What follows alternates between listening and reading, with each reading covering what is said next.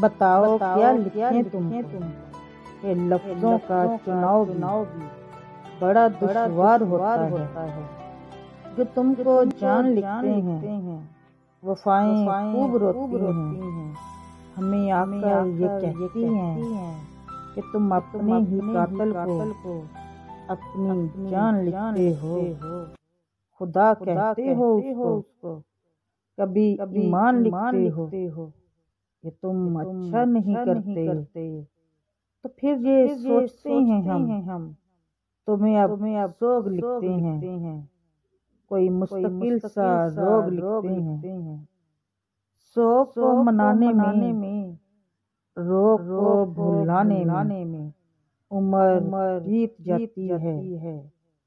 روگ دینے والوں کو لوگ بھول جاتے ہیں، بھول جانے والوں کو سوگ تو نہیں ہوتا۔